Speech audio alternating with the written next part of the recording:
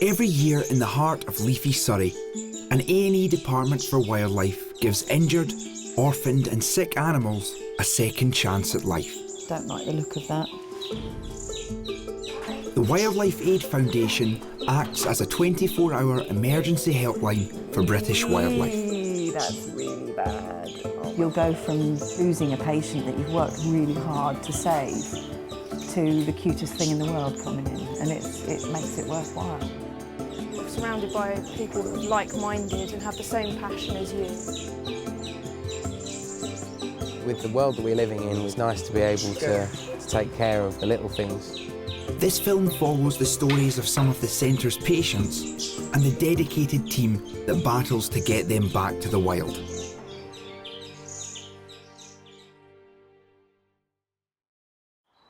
It's morning at the WildlifeAid Foundation, and the staff are hard at work preparing for a busy day.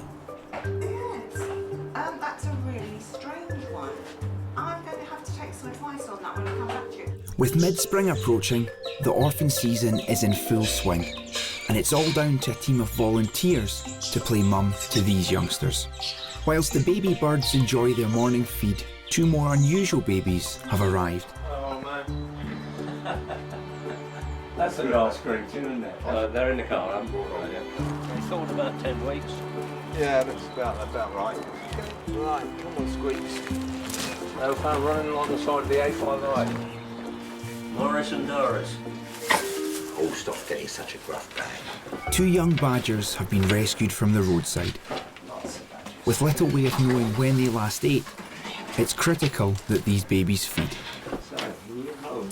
You've got meat, you've got blue, you've got eggs and sausage. What more could badgers want in this world? If you were set destroyed, they wouldn't have made it in the wild. For now, though, it seems a nap is more appealing. As Morris and Doris settle into their new home, there's an urgent call for the rescue team. WildlifeAid Foundation, good afternoon. May I take your name and number, please? All right, bye. At Chelsea Football Club's training ground, a swan is in trouble.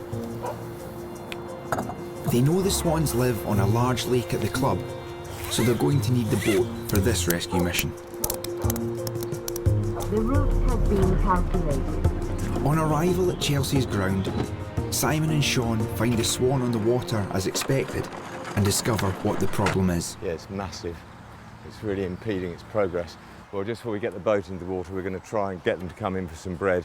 They might not even know what bread is, to be honest. The bread trick doesn't seem to be working, but with the stick causing the swan obvious difficulty, it's time to weigh up the situation and make a plan. Right, I'll get in the boat and start rowing. But this could be harder than it looks. God knows where they're going to go. This swan is playing hard to get. Right, do some serious rowing now. And the Chelsea players seem to welcome the distraction from training. You can't get out, that's the trouble, Sean. You need to be here right now. You've got a second to get there, man.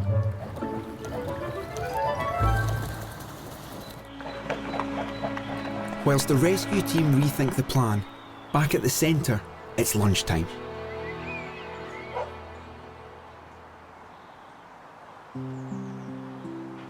Just like human infants, many of the animal patients need round-the-clock care. Privileged, absolutely privileged to hold a squirrel, even though he nicked me. As the orphans enjoy their lunch, one new admission is not so content. I am the hospital manager, also veterinary nurse, and I've been here for 4 years. I've been a veterinary nurse for 23 years.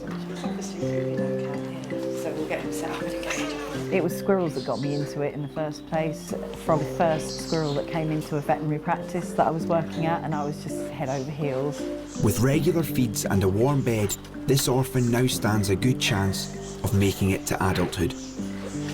Meanwhile, back on the lake, there's some good news. A boat with a motor. It's time for Simon to brief the Chelsea team on tactics. What you've got to do with these, because you can break their necks once you get it, It's got to be a straight pull back, and then I'll grab the net as soon as I can. 2 men in a boat. Well, it's easier with a motor on the boat, and it is rowing. I'm knackered. But the Swan is not so keen to cooperate. Nightmare. We'll try once or twice more like this, and then we'll try and think of plan 17,001. Despite their best efforts, the team aren't getting anywhere fast. I do all this just to get one bit of stick out of its leg. It's crazy, isn't it? Maybe it's time for a subtler approach.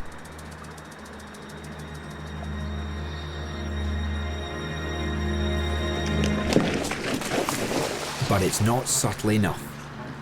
Suddenly, as the team are about to lose all hope, the Swan makes a dash for the shore. And on dry land, the rescuers have the advantage. After the team's exhausting struggle, it takes only a gentle capture to free the Swan from the stick. All that effort for a bit of stick. Now go back, don't get stuck in stick again. Go on, off you go. Yeah, you're free. Go on, off you go. As the Swan returns to her mate, the rescuers celebrate the success with the Chelsea team. Do you ever fail as a footballer? Come and work for TheWildlifeAid as an animal rescuer. I guess they were footballers. I wouldn't know who they were from Adam.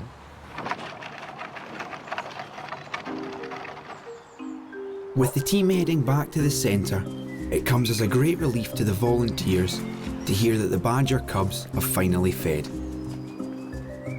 Although they are yet to learn their table manners. Suddenly, an emergency call diverts everyone's attention. It moved off into the neighbour's garden, it then came back and collapsed again. The vet has said, you need to get this fox climb back. So, A badly injured fox. okay, let's have him out. And head veterinary nurse Lucy is shocked by what she sees. Jeez. That's right, fly strike. Good Lord. As soon as we took him out of the cage, I have to say that ranks among one of the worst things I've ever seen. Some of the stuff we see here is really, really, really awful.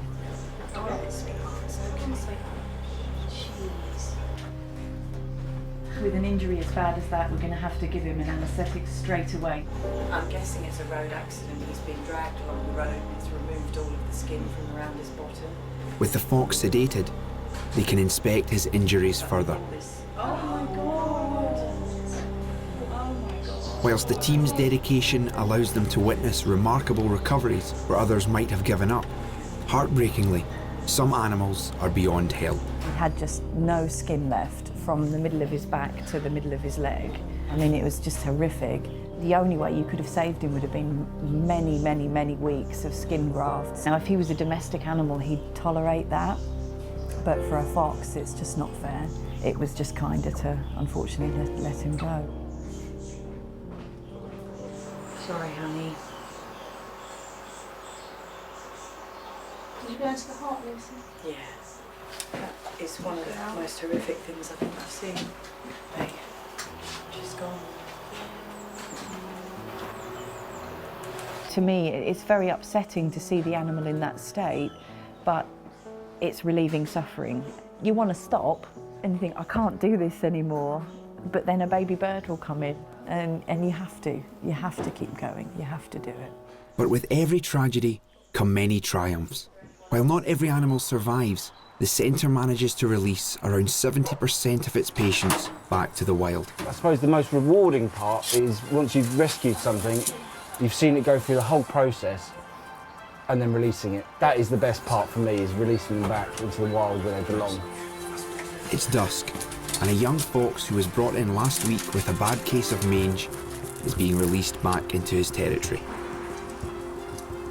You actually see something go and it is back into the wild and it's having its second chance. That's the best part of this, is just to see it and know that you've been able to play a part in giving that a second chance. You're taking them back to where you found them and releasing them back into their territory, and you watch them and they get excited because they know where they are. They know their territory, they know the smells of the area, and they just, off they go. It's just so cool to see them trotting off down a road. Nothing beats it, especially when you've put a lot of work into something, and to see it go free is that's what we do it for. This dedicated team deals with thousands of wildlife emergencies every year. Friday, the day I volunteer, is the best day of the week ever. Without a doubt, it is the best thing I've ever done. There are 300 volunteers, and not one of them has to be here. And that's what gets you, you know, in the heart, is everybody's here because they care. And that's so refreshing. Together, this handful of single-minded individuals are succeeding in the fight to give these animals a second chance at life.